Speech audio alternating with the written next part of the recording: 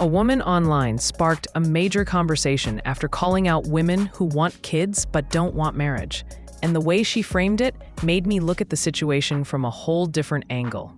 So y'all mean to tell me that it should just be okay to want children but not to want marriage? That's insane. Like when you say it out loud, I want kids but I don't want no husband. Like that, like just logically, does your children even matter? Like, you want a child for your own selfish reasons, but what about the family that your child, deserves? How are you risking your life to make such a huge commitment to give to a man, but you don't want marriage? Why not?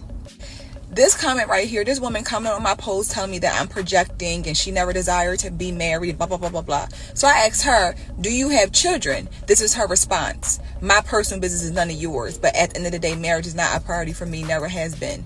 AKA, I got kids and I'm not married. My question again, if you don't want to have kids, then I ain't pressuring you to get married. But why not be married if you want kids? But soon somebody challenge y'all and asks you, now you've proven my point.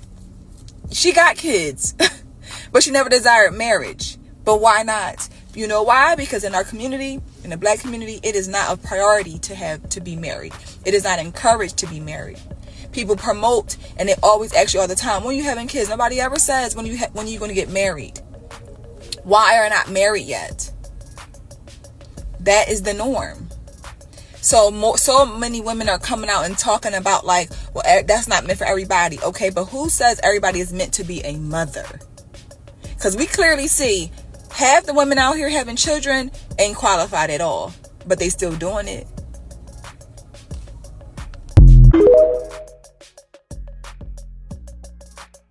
She didn't sugarcoat anything.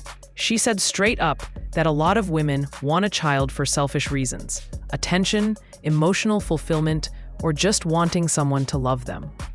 But they don't think about the full family structure their child deserves. And honestly, the way she delivered it made the point hit harder than usual. She argued that bringing a child into the world without any intention of building a stable household sets the kid up to miss out on something bigger. She wasn't talking about circumstances or when life doesn't go as planned. She was talking about women who intentionally choose motherhood without ever considering partnership, guidance, or the long-term impact on the child. That's where her frustration came from. What stood out to me was how she said the community prioritizes having children way more than creating solid relationships. That's a reality you can't ignore. You see people planning baby showers before they ever discuss marriage, structure, or stability.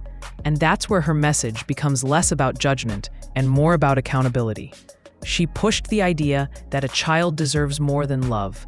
They deserve a foundation. They deserve teamwork.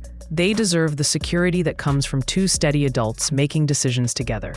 And whether people agreed with her or not, the core of what she said forces you to think about the bigger picture. This wasn't about policing choices. It was about challenging the mindset behind them. And sometimes that's the conversation people avoid the most.